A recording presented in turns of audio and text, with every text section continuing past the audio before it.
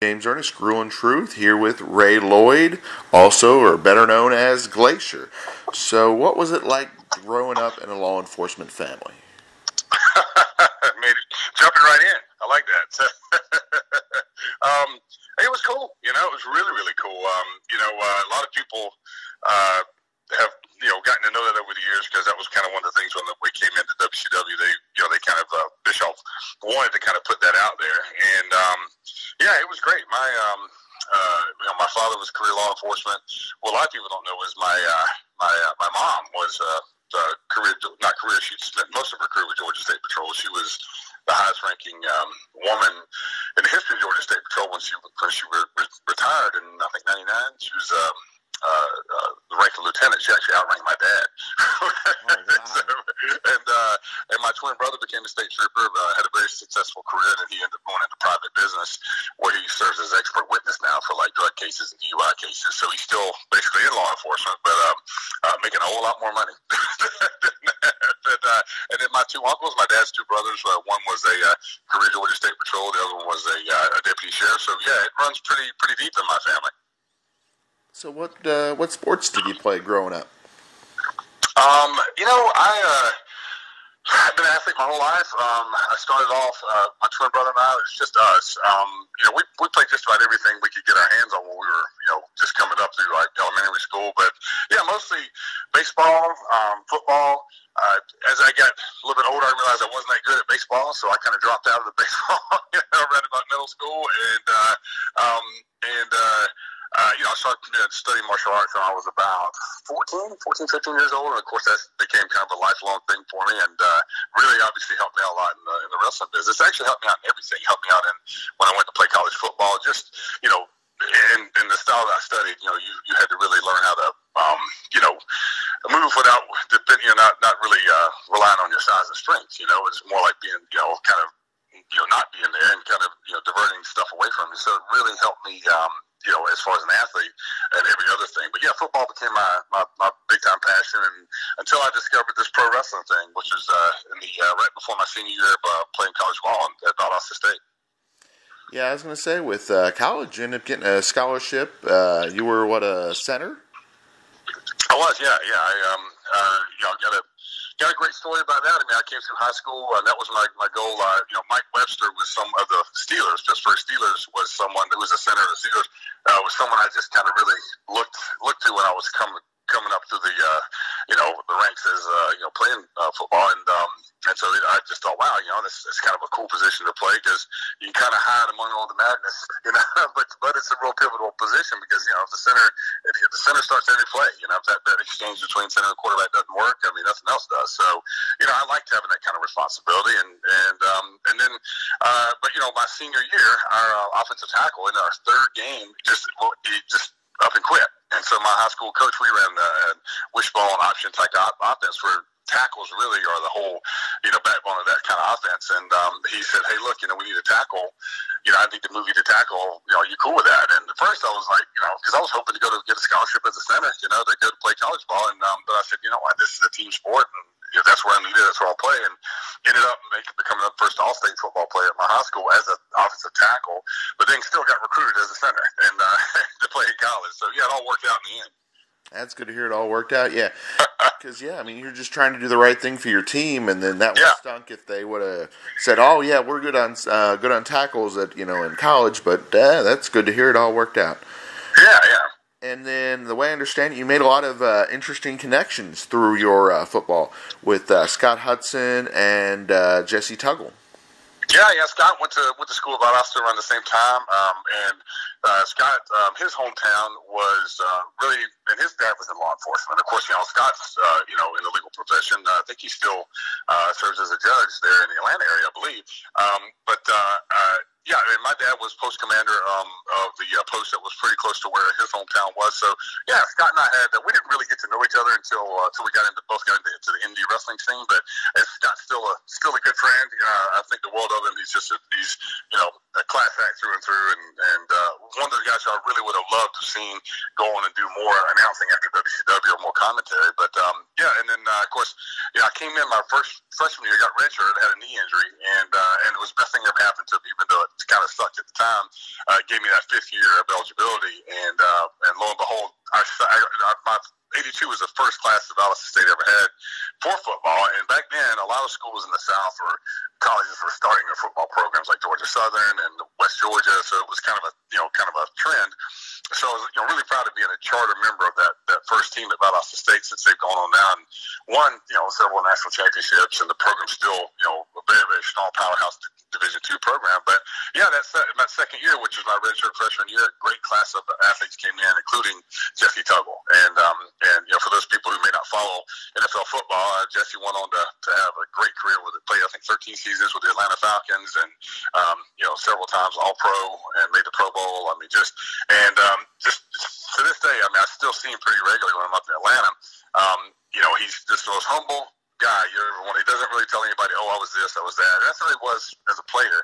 I always say he played linebacker, and he's the kind of guy you might forget he's out there for 2 or 3 plays, and all of a sudden he lights somebody up, and you go, "Oh, there he is." So I tell him all the time still I didn't realize at the time I played center, he played middle linebacker. He made me a much better player because going against him all the time in practice, it made me a much better player all the way around. Made us all better because he was just a heck of a player, heck of an athlete, and even as great of a player as he was, a better guy. Just class act from top to bottom. And you were able to use that 5th year to help towards the master's degree and getting an education, right? Yeah. I actually, the funny thing is, and there's a whole, I know we don't have a ton of time, but there's a whole story behind that too, I grew up with a severe learning disability. I had severe dyslexia, and that's one of the reasons why me and Diamond Dallas Page became connected so much as friends, is because he went through the same thing growing up, and actually into his adulthood, he didn't really address it until way later. Thank God I had great parents who got behind it or got in front of it when I was in elementary school, but it was one of those things that was a huge challenge for me as far as reading and stuff like that. So when I went through college, I just made a promise to myself. I was like, you know what? I know this typical story everybody thinks when you play college football, they think you get passed right through and they throw a degree in your window when you drive out of town, when you're leaving, and I was just like, I'm bound and determined to show the world that my first one wasn't a gimme. And so I graduated in June of '87. I enrolled in grad school and started 2 weeks later, started that summer, and went straight through. I got a teaching job, was coaching 2 sports, and then going to grad school full time. And at the time, when you're young, you don't think anything about it. You just think, oh, I can do whatever. And thank God I did it then. But yeah, it was something I just needed to prove to myself and just say to the world that first one wasn't a gimme, and even if you think it was, this one certainly wasn't. It was a personal thing for me to get that. Oh, I know what you mean. Getting that degree really makes a world of difference, and it just opens up a lot of doors and opportunities. Plus, it just feels good to know that you accomplished something. Yeah, I know what you mean. I got mine in phys ed as well. Awesome. Yeah, and unfortunately, due to things, haven't been able to utilize it. But I know what you mean. It's nice to have. But you still have it, and that's the thing too. I look back now, and here I am at 54 years old, and I think, man, I'm really, really proud to say I have that, because it happened at a time in my life when what happened was I just said I committed to something, I saw it through, and that's and I go, okay, well, back then I know it was balancing a bunch of different stuff, and I made it all happen. So when you start to kind of doubt yourself, a little later in life, you go, okay, think about what you already have done, so whatever it is you need to do, you can get through it. So it means more and more to me as I get older. It really does. Exactly. Have you always been a wrestling fan? Yeah, huge wrestling fan growing up. My twin brother and I, we always used to joke about it because we grew up in Brunswick, Georgia, which is one of the coasts just south of Savannah, and kind of like an hour south of Savannah, like an hour north of Jacksonville, Florida. So we were pretty close, right on the line. We used to always go. My dad would take us to the Jacksonville Coliseum to watch wrestling, watch championship wrestling from Florida. And back in the 3-channel days, and then along came, TBS, we got Georgia Championship Wrestling, but we also got Florida Championship Wrestling. So we got to see both of those. And, we were huge fans. We always dreamed of, we always say, we wanted to be the Briscoe brothers, because Jeff and Jerry Briscoe, because they were the NWA World Tag Team Champs. And, but I never, the thing I always tell people, and I'm doing a seminar tonight, I'm down in South Florida doing a seminar at one of my buddies' schools down here. I always say, I never, once I got old enough to realize how the real world works, I was like, nah, I can't, I'm not good enough or tough enough to be a real wrestler, real pro wrestler. I just, that was a nice dream as a kid. And then I met a guy named Fred Avery, who was a wrestler, journeyman wrestler, who lived in my town where I went to college. Long story short, he had a ring in his backyard. It was maybe to this day still the hardest ring I've ever been in. But he convinced me and another teammate of mine at the time that we could do this. And I thank him so much today. He's a head wrestling coach at a high school in North Florida. Just an outstanding guy all the way around. And he, he believed in me, and he pushed me to say, you can do this, and I think you can have a really good run at this if you want to. And once I started doing it some, then the confidence started to come. But I don't know if I ever would have really actively pushed to pursue it on my own as much as I loved it. Because back then, you have to understand, this was 86, the spring of 86. There weren't wrestling schools on every corner like there are now. I mean, you had to really be invited in, to be a part of it. And so once again, as I get older, I realize how really, really fortunate I was to have that opportunity at the time. And I'm so glad I took advantage of it. And I'm so glad that someone like Fred Avery believed in me. Because, I don't know what the last 32 years would have been like without pro wrestling. The way I understand it, your other coaches and a lot of people in your life were against the wrestling ideal. Well, not a lot, but there were a couple. There were some that I had a coach in college that I really looked up to, and and like I said, I'm sure after a couple of years, I was wrestling. I was teaching school wrestling. I think I finished up my master's at that time. Came back for a home football game, and he was still there. I think he had just come back to coach, and I ran into him, and in the conversation, we were having a great time talking. This guy was someone who I really, really learned a lot from in college and looked up to, and I still do. But it was a crushing blow, like a punch to my stomach, when he basically said, when I told him I was still doing the wrestling, he was like, you're not really still doing that crap, are you? And he was a little bit more explicit than I with that phrase, but and I just, it was like you said, like a punch in the stomach, because at that moment, what it said to me was that he didn't really believe that I could or should be doing this, but then again, that was one of the many hurdles, and I tell when I do seminars all the time, I said, there are going to be people that are like what I call dream killers, and dream killers are people that are usually, they don't mean to be, but they're usually people that they're your friends or maybe even your family, and they think they're looking out for you by saying, you should, there's no stability in that, you should, maybe you should just go get a desk job and, maybe just, keep it as a hobby and watch wrestling or something. But that's why I tell all the people, you can have a dream, but you got to have a game plan too, because a dream is just a dream. And if you're just flopping around out there hoping it's all going to work out, it rarely does. So, I'm really big on, yes, if that's your dream, your passion, whatever it is, all right, then get a game plan and we'll start working that game plan. Get some goals, write them down, and like Paige always says, write your goals into existence, and that's the thing that's really a reason I do seminars now, is because not for the money. I mean, it's, I make a little bit, but certainly not, what I don't do it for that. I do it because I've had some of the greatest mentors ever in the history of the wrestling business, and I feel a moral obligation to pass along to this young generation what I was so fortunate to learn. Basically some of the, you can call them secrets or whatever, but just really a lot of common sense, advice to say, if you do this right and you really get serious about it and you make a good game plan, you got an honest chance.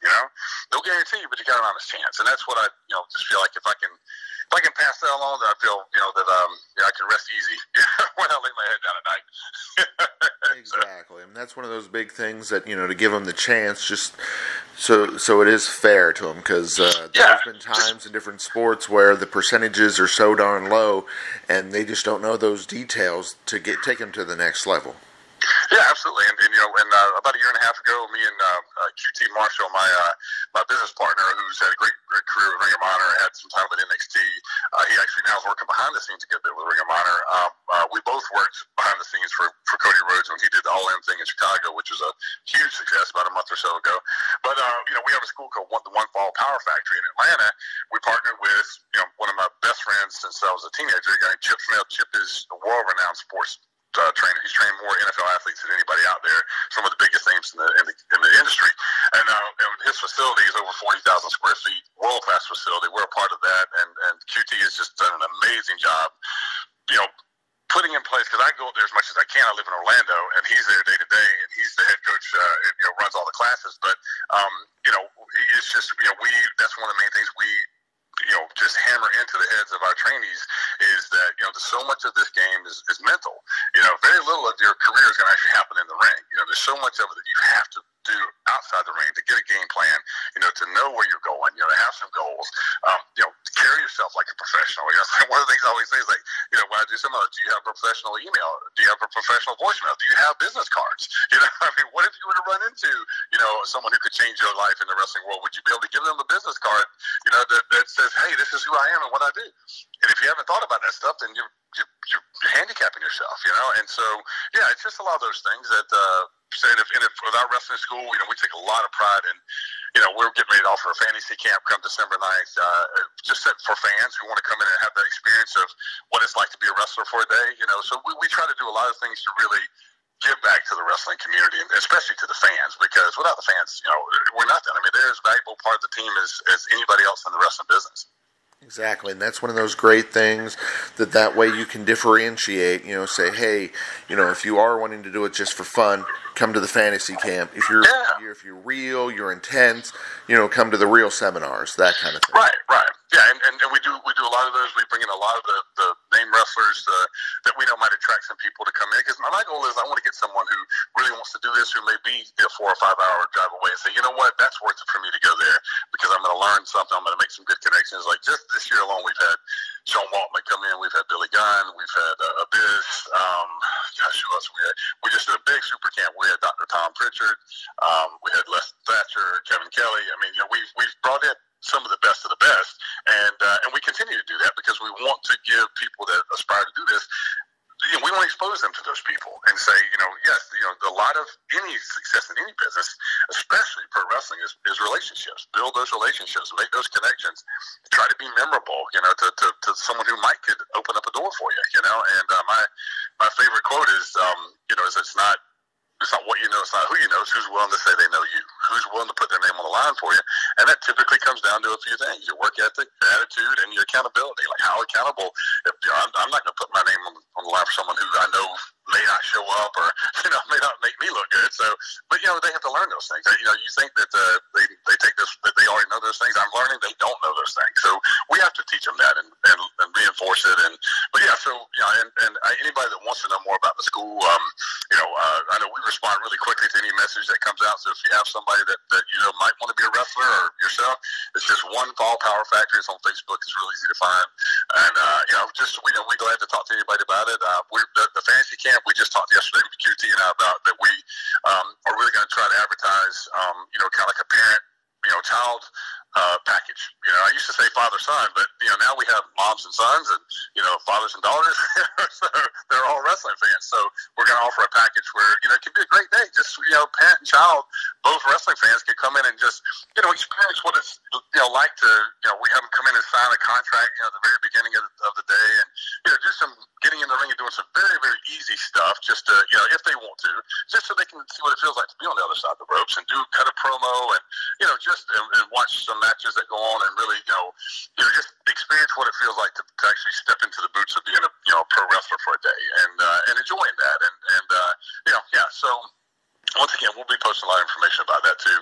But yeah, and I tell anybody, there's a lot of great wrestling schools out there. If wherever you are, if you want to aspire to be a wrestler, go check out any school that's in your area before you make a final decision. And here's the thing though: if you're really serious about it, it may mean you have to move to where the action is what I always say. I had to do that. I had to move from South Georgia to Atlanta, and that's when opportunities started presenting themselves to me. And that's how I ended up becoming Glacier. Is I moved to Atlanta, and I put myself in a position to for opportunities to find me.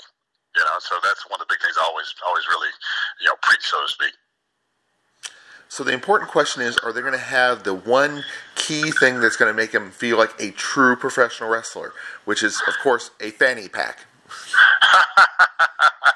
You know what? That's a great idea, because we were looking to do a T-shirt and a water bottle thing. But you know what? I'm going to talk to QT later today, and that's what we need to offer. You're exactly right. Yeah, because I will say I am one of the proud few, maybe the only one, who refused to wear a fanny pack during the '90s. But everybody else did, and it seems like they're making a comeback. Exactly, because in your uniform you don't have any pockets. Oh yeah, it was definitely we used to laugh because Alex Wright had the biggest one you had ever. It looked like a saddlebag. But definitely a part. That was in the Zubaz pants. You know, that was about as '90s as it gets. You know? Exactly. So why did Tommy Rich think you were Sugar Ray? You know what? I fortunately, you know, when I was coming out of college, and I have to give a guy named Ben Masters a lot of credit. Ben was a young promoter. He ran what was called Peach State Wrestling back in the day, and it was through South and Middle Georgia. And Ben was one of these guys. I don't know how he did it, but he could always get, you know, the name wrestlers to come in, you know, probably for less than what they would normally work for, or at least, you know, some moderate price, because, you know, we were running National Guard armies and stuff like that. And he brought in guys like Tommy Rich, Ted Oates, the Oates brothers, Mr. Wrestling number 2, Bob Armstrong, you know, guys like that were coming in regularly. So I was really fortunate early in my career.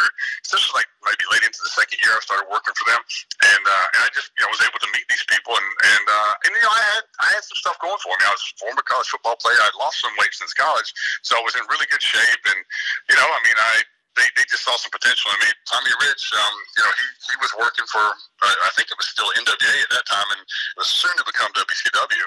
And he said, "Hey, how would you like to, you know, work some TV matches, you know, for them?" And I said, "Well, yeah, sure, I'd love to, you know." And so, you know, I worked. I kind of, he watched me some on these indie shows, and finally he said, "Well, you know, you got to have a different name, man. You can't just be Ray Lloyd." I said, "Well, any ideas?" And he said, "Let me think on it." So literally, probably a few days later, I'm at my apartment, and I get a call, and, you know, I'm answering my house phone. Back then, we didn't have caller ID, and he's just like, on the other end, he's like, hey, I got it. I got your name. I was like, "Well, what?" And he goes, "Sugar Ray Lloyd." And I was like, of course, here, this is when, you know, Sugar Ray Leonard was still popular. This is in the 80s, you know. And I said, "Yeah, it's kind of already been used." He's like, "Don't worry about it." He goes, "I'm going to use it in wrestling." And he said some other stuff, but I was just like, "Okay, well, sure, why not?" And that's how it happened. Tommy Rich just came up with it, gave it to me, and basically told me, "You're going to use this name." And I was like, "Okay."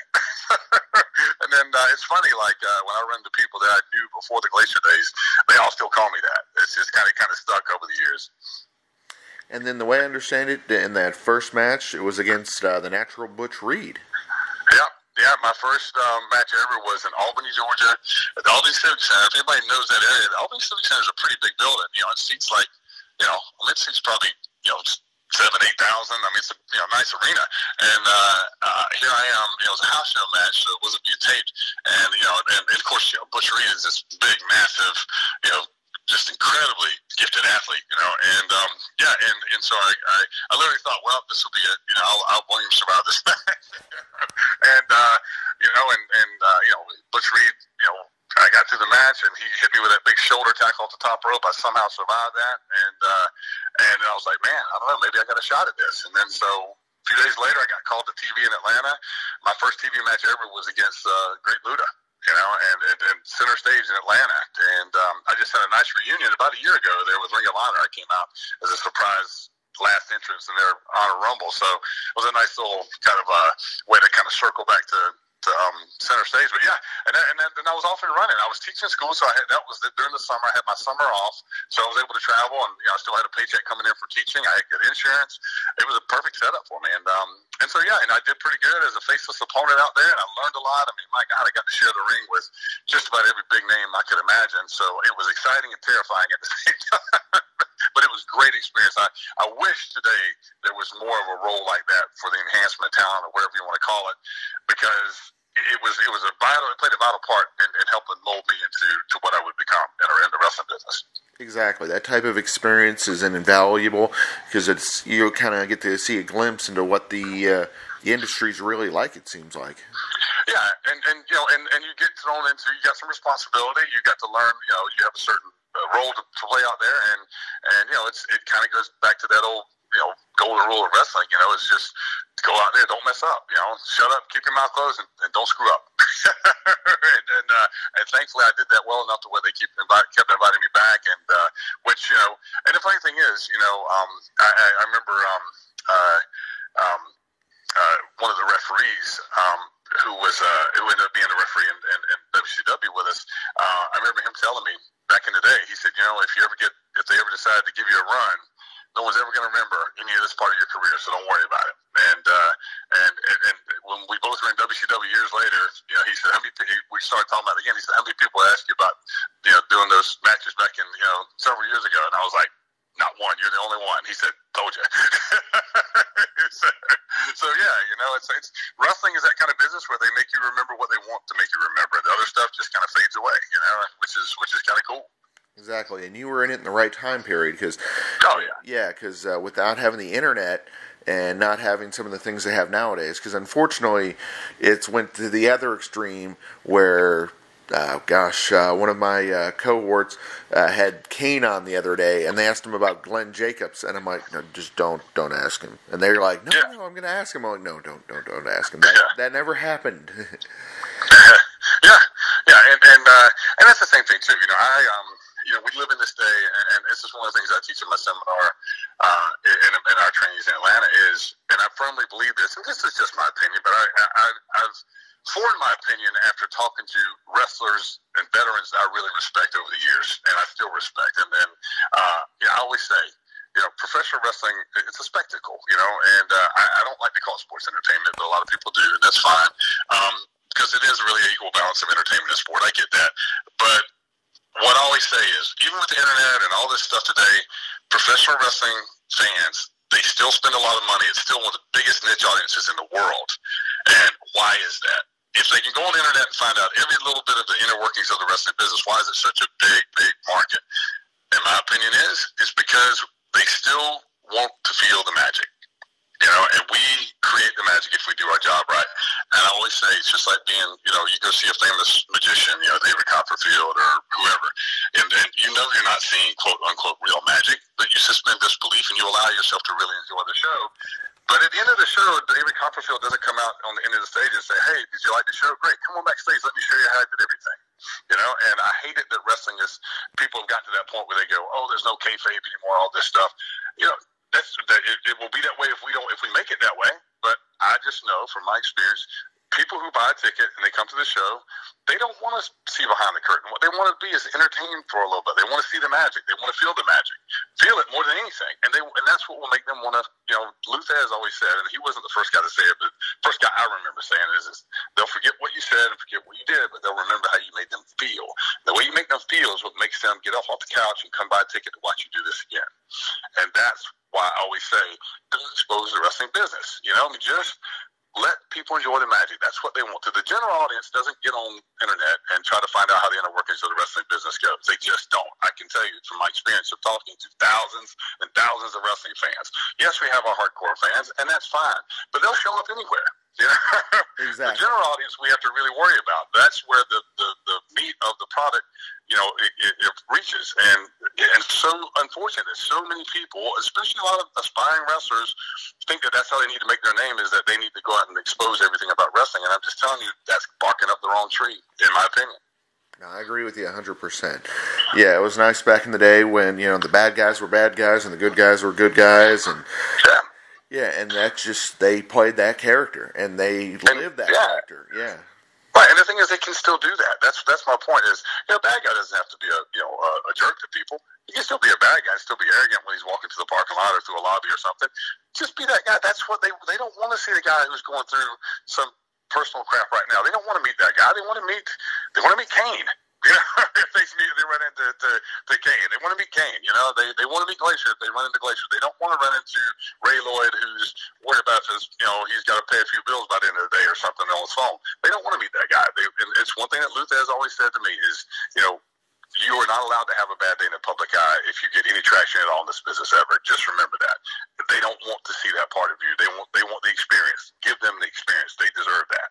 You know, and that's so true.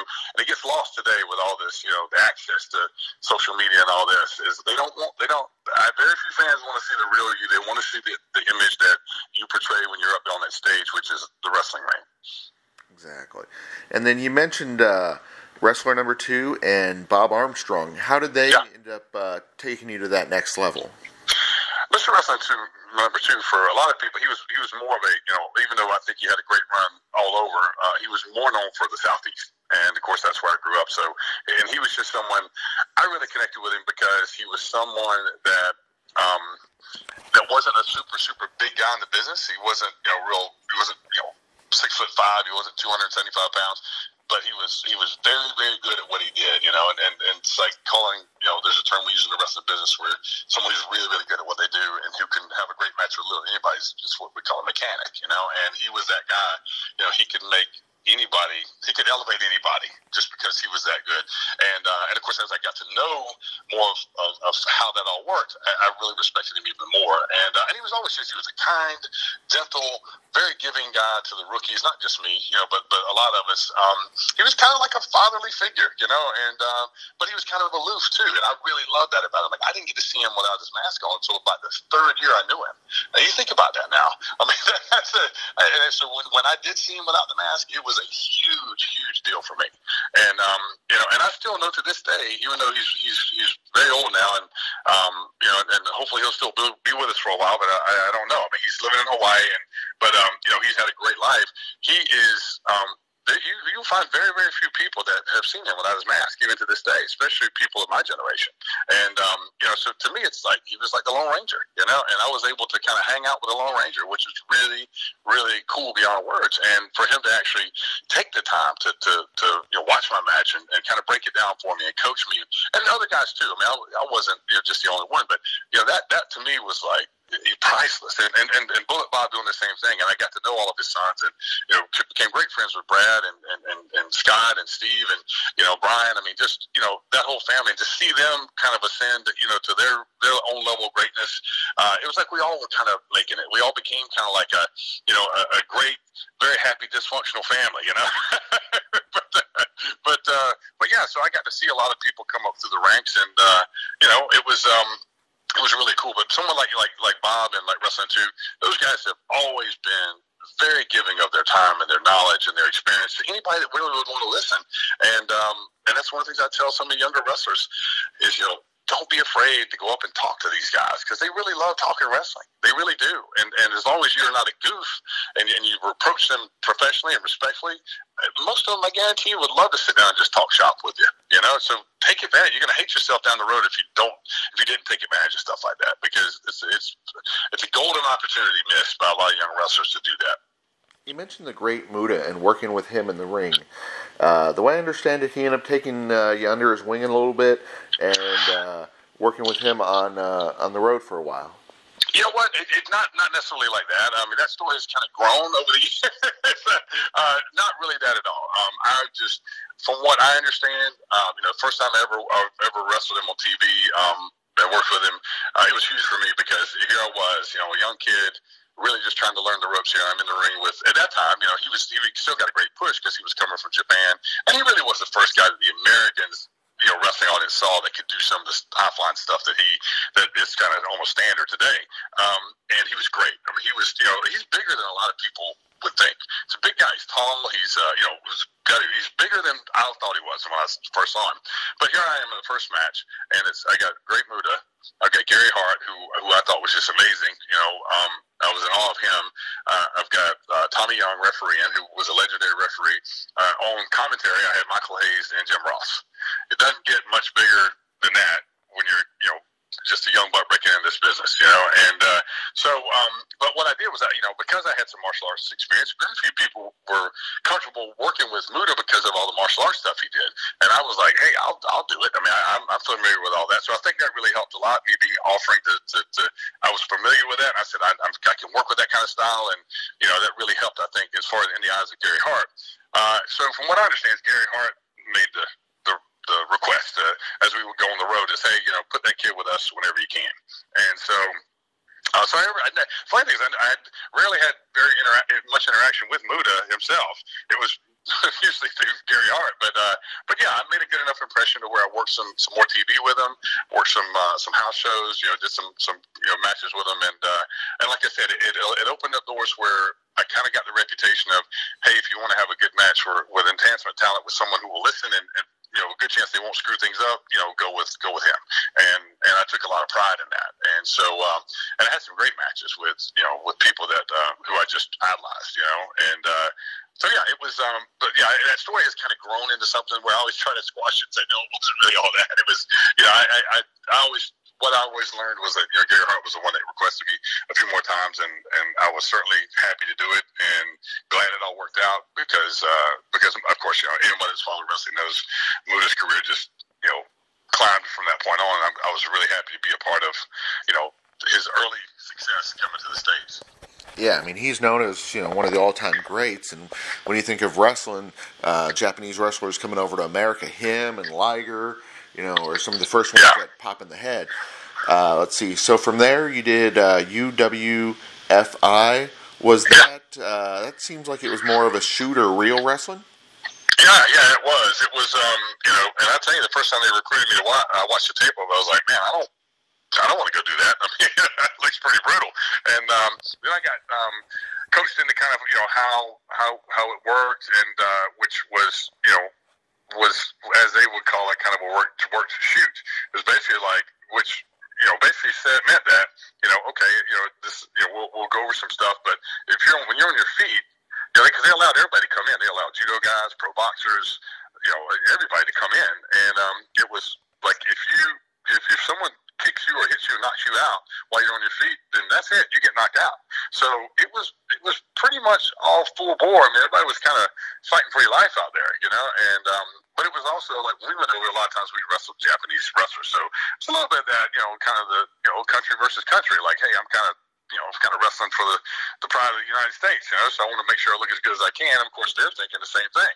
So, but out of that, I just posted 2 pictures this morning from like a Friday flashback. Probably the greatest thing that came out of that was 2 things. I got my buddy Steve Day, who was a world-class amateur wrestler, won a bronze, a silver, and a gold at the World Games. He's now in the Amateur Wrestling Hall of Fame. I got him over there, and he just tore it up because he was world-class amateur wrestler. They loved him. But I got to meet and become great friends with Luzez. And anybody that knows anything about wrestling should know who Luzez is. And if they don't, look him up. but Lou really took a liking to me, and I'm so thankful for that. The last 10 years of his life, I became, good friends with him and talked to him regularly. I saw him pretty regularly, and as I get older, like I said, I cherish the memories of any time I spent with him, just because, I mean, he was, as I say, he's a Babe Ruth of the wrestling industry, and I was so fortunate to learn from him, and he had many people that learned from him, but he always gave me, just undivided attention whenever we were together and we were talking, and I was asking advice, and in the ring, when he was kind of the goodwill ambassador for UWFI, because he loved the amateur wrestling shoot presentation of it, and so it opened up a lot of doors for me. And once again, as I get older, that kind of the legend of working for UWFI, because a lot of people say it was kind of the forerunner of MMA that we know now, and I think it maybe had a little hand in that. But it was really cool. I mean, I had no idea that people would still be talking about it 20-something years later. And then from there, your boy DDP ended up getting you in with WCW, the way I understand it. Yeah. As I go back to that, my favorite quote is, comes down to people who's willing to say they know you. I moved to Atlanta in 1990. I got a teaching job. I was still wrestling, very active on the indie scene. I was wrestling sometimes 3-4 nights a week, and during the summer I was traveling all over. But the main thing I did was when I moved there, I joined a gym called Main Event Fitness. And Main Event Fitness was owned by Lex Luger and Sting. To me, it's a no-brainer to go to the gym where I know all these guys are going to be working out. And granted, I'd already started to make a name for myself on the indie loop, so I was kind of, once again, invited in. And but then I got to know through Disco. I'll give Disco all the credit. Through Disco, I got to get to know Paige, and Mark Spagwell and we came up together, and Riggs, Scotty Riggs, we all came up together, and so those guys were already in, and so, it was just one of those things where I was kind of running in inner circles. It's just the opportunity hadn't presented itself yet. And finally, Paige and I were Christmas shopping, and right before Christmas in '95, and I told him about my martial arts background. He somehow had not ever known about that, so he said, Eric's into all that stuff, Bischoff, and I said I had no idea. So anyway, he tells Eric. Eric says, hey, I want to meet with him. Let's get through the holidays. So like the first week of January, I sit down with him in a restaurant close to their neighborhood. I think it was almost 3 hours that we sat there. And long story short, there's a lot more to that story, but long story short, it was over with. Never saw me wrestle, never saw a tape, nothing. He just said, all right, I like what I see. I want to sign you to a deal. And of course, as we went from there, I would learn later that they had this whole concept of creating this, basically capitalizing off the popularity of Mortal Kombat, video game, and the movie had just come out, and that's what wrestling does. Wrestling mimics what's popular in society a lot of times, and that's what they were doing. So. And it was a great idea. I think everything worked great. We started in January of '96. That's when it happened. By the time it got ready to debut, which was late '96, this thing called NWO had happened. And of course, we all know kind of where things went from there. But I just was talking to somebody recently. They said, well, does it offend you that people say that you were just a mid-card guy for WCW during those times? And I said, are you kidding me? That was the most monumental time of wrestling ever.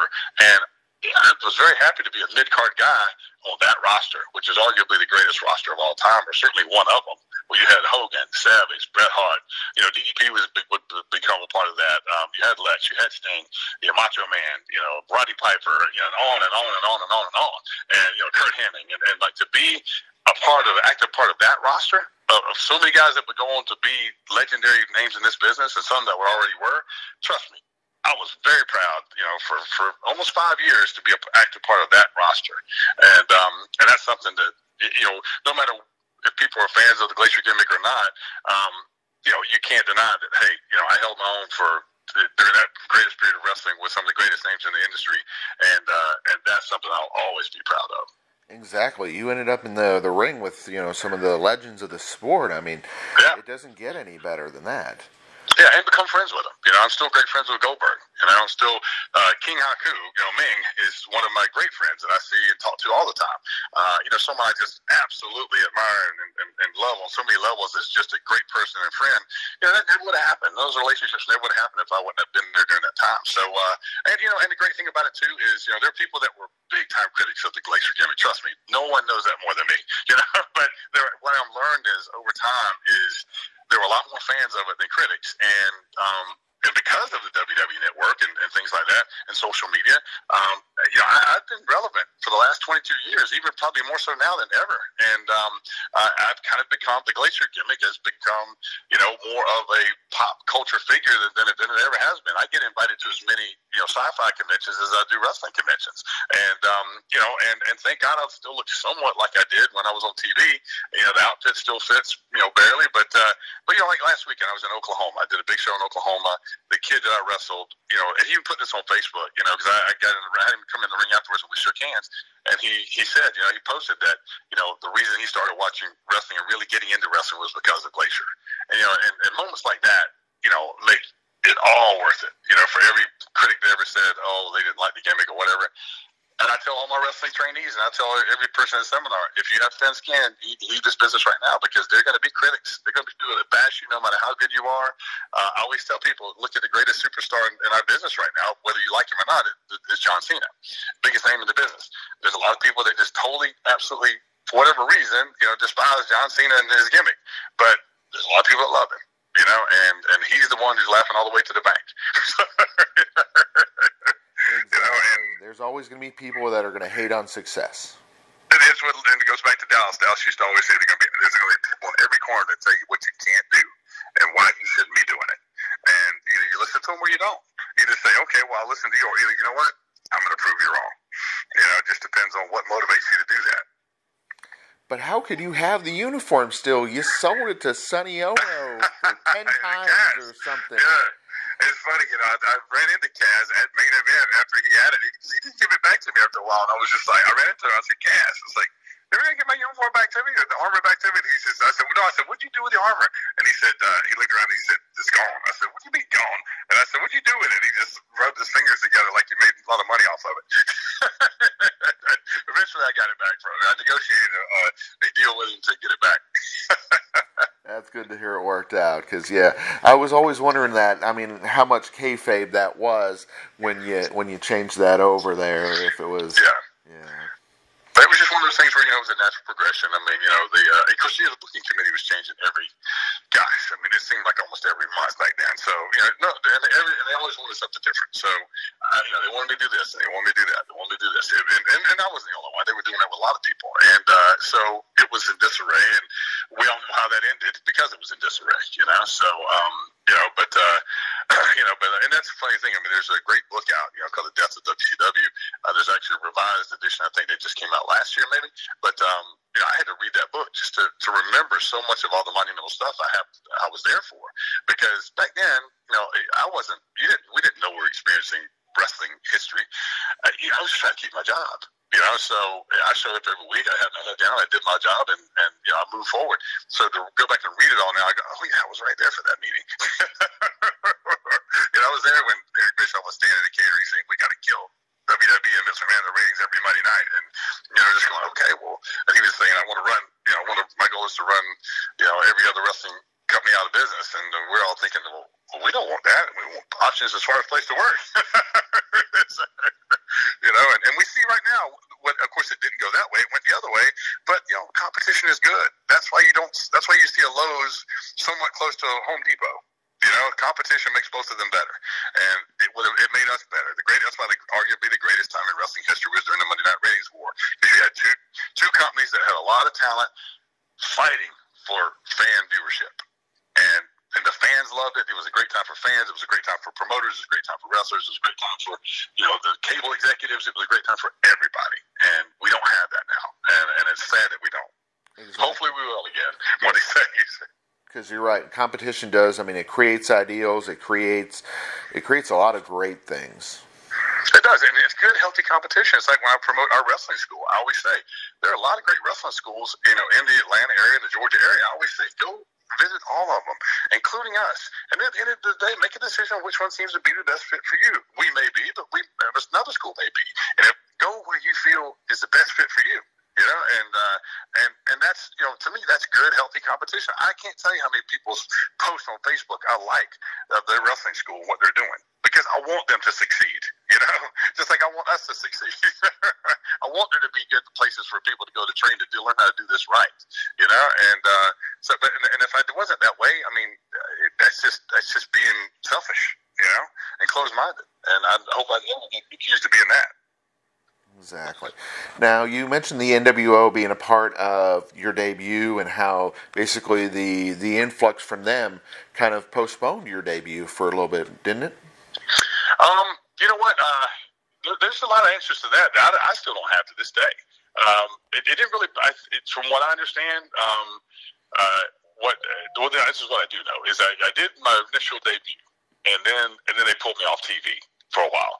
And the reason being is they determined, and once again, there's a lot more to this story that I could get into, but they basically determined I looked too much like what they would call confusingly similar, to one of the Mortal Kombat characters. So they wanted to change it up a little bit. So they changed my wrestling, outfit more to make it more blue and silver rather than more black and blue, which it resembled, one of the other characters a lot. And so they pulled me off TV to take time to do that, and then they kind of reintroduced me. So that's, I think that may be kind of what you're talking about. But a lot of that too was still, I mean, there was this influx of, all of a sudden, boom, this huge tidal wave of NWO that got, just unbelievable reception that, maybe that's what they were going for, but I don't care what anyone says. They had no idea that it would take off the way it did. But those kind of waves, you have to ride those. I mean, because the fans will tell you what they want to see. And unfortunately in the wrestling business, the powers that be a lot of times don't listen to that. And I'm not saying that the fans should dictate everything, but I'm saying the fans will tell you what they want to see, and they'll tell you what really they like and what they don't. And yes, you definitely have to listen to that. If you're not, you're being foolish. And they did listen to that, and then the NWO became what it became. But then, of course, they didn't listen to the audience, and then they really just ran it into the dirt too. So, I mean, the freaking beer vendors were a part of the NWO by the end of it.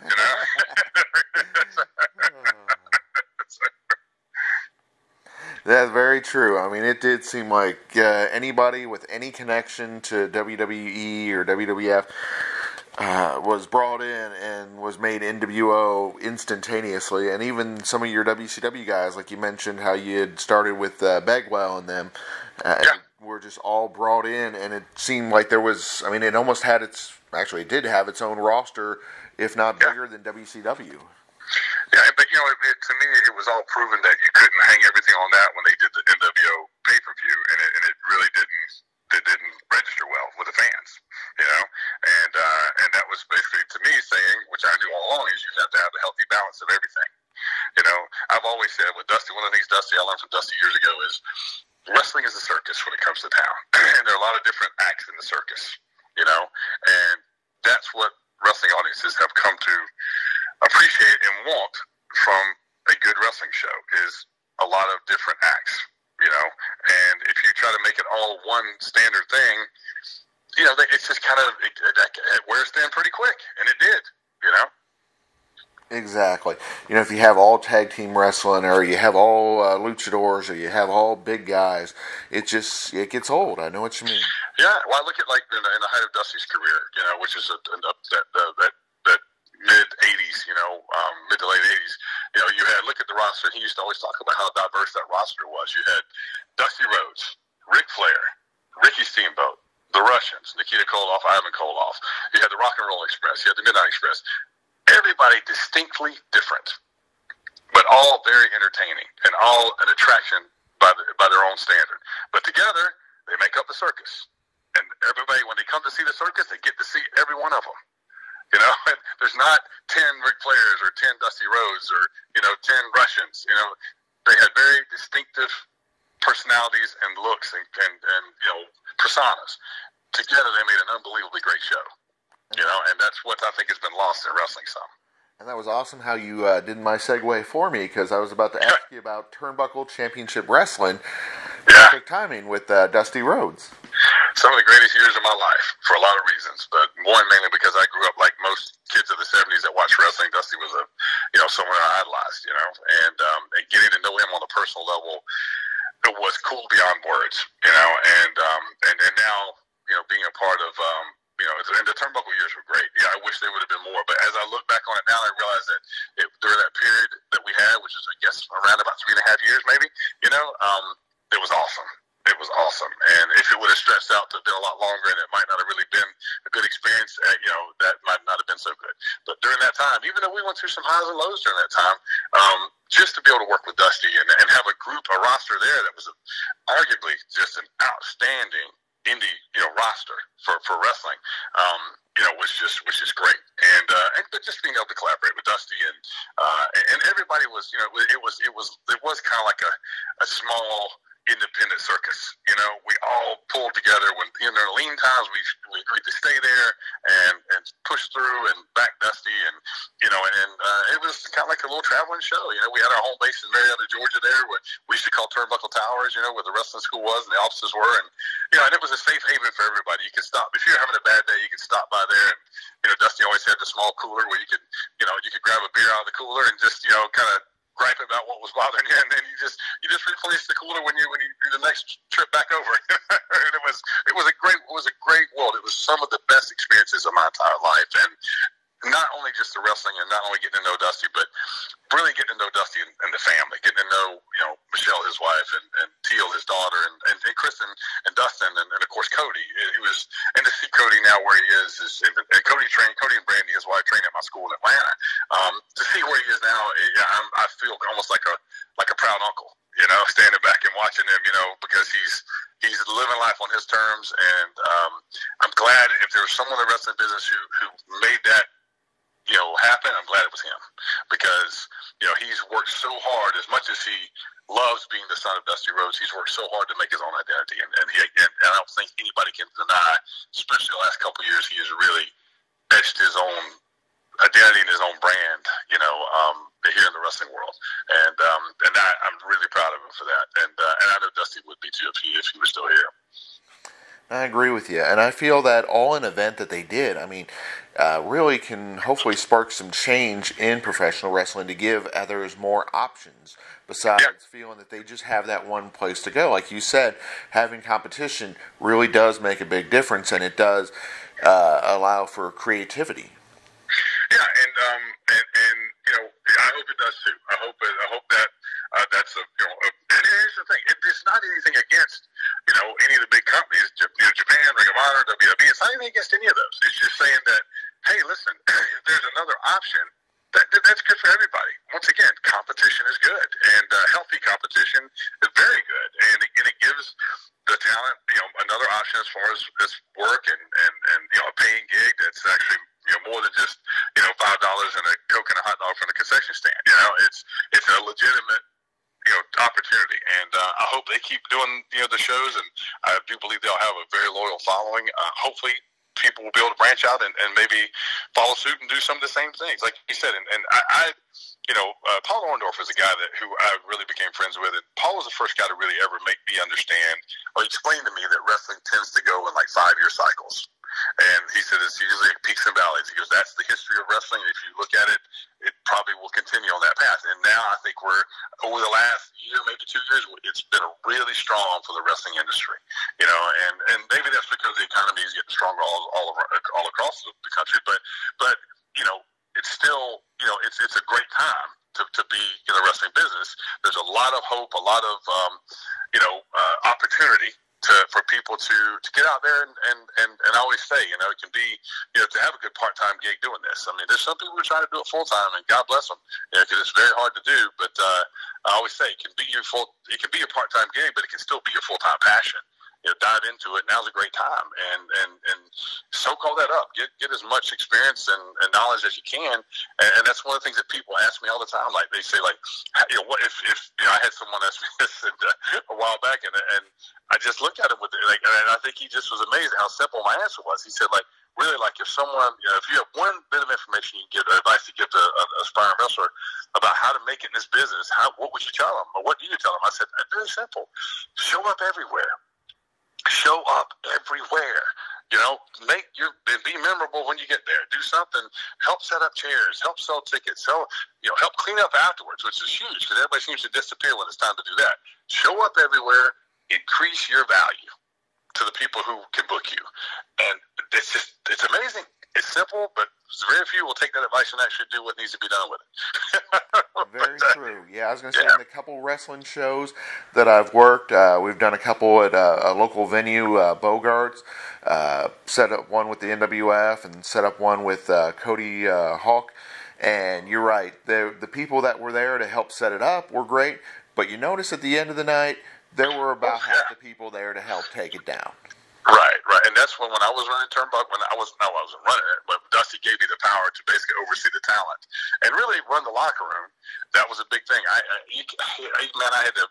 It was like pulling teeth to get some people to stay. I had my tried and true people I knew would stay, which were the loyal devotees to the Turnbuckle, and that's what I would tell them. Look, if you feel like you're too good to do this, man, I just came on 5 years of TV during the hottest period of wrestling. I'm doing it. Because I care about the company and the brand. If you can't do it, and the thing is, I would tell them that, and I would say, I don't care what you tell me, show me.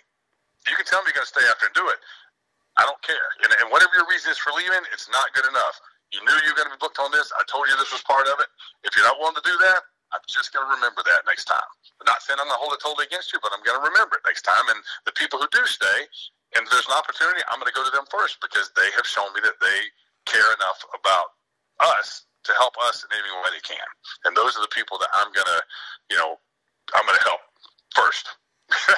Exactly. You're gonna help the people that help you. You're gonna absolutely, and that's why I tell people all the time. If you want to increase, they say, like, how do I negotiate a better price? I say, make yourself more valuable. Do things for the promoter to make yourself more valuable. And then I got to give them all these examples. I'm like, you guys, I'll see. You should be able to figure this out for yourself, but if you can't, I'm going to tell you, and I always tell them too, the easiest way to increase your payday for wrestling is ask the promoter for 10 tickets and say, if I sell these 10, will you give me a certain amount off each one?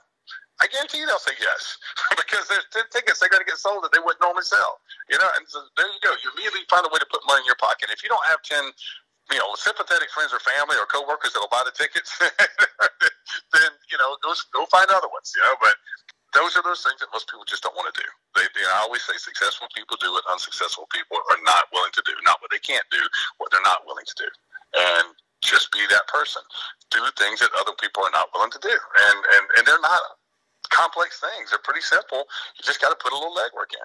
And it's just amazing how, and that was what we did. Dusty did the same thing. He stayed pretty loyal to the people that would go put out flyers during the week and stay and help break down afterwards, and I was, the first line of defense was me, and I always watched for that. And the ones who didn't, I like I said, not that we didn't book them, but they weren't the first choice, that I was given to Dusty to book because, and they just, to me, that's like, okay, we're all invested in this. Show me how much you're willing to invest in this. And, because we were, even though it was Dusty's promotion, it was still an independent promotion, kind of hand to mouth, trying to make it work, and everybody needed to pull their weight, and they shouldn't, in my opinion, you shouldn't be told to do that. Maybe once, but after that, you should know what to do. And, so yeah, that's one of the things I didn't mean to get off that tangent, but with any young aspiring wrestlers listening, make yourself more valuable. That's the simplest way to move up the ladder in the wrestling business. And people say, well, how can I compete with all these people doing the flip flop and fly stuff out there, blah, blah, blah. I would say too, like Dusty said, great storytelling will never go out of style. Become a great storyteller in the ring. Tell a great story, and telling a great story doesn't mean you got to go out and kill yourself with a bunch of crazy dives.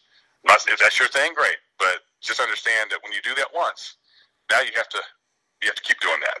And that, as I always say, you can't bat 1,000 every night. You're doing the crazy dives. Sooner or later, you come up on the short end of that. And unfortunately, no one remembers. And that's not because they don't want to. They don't remember.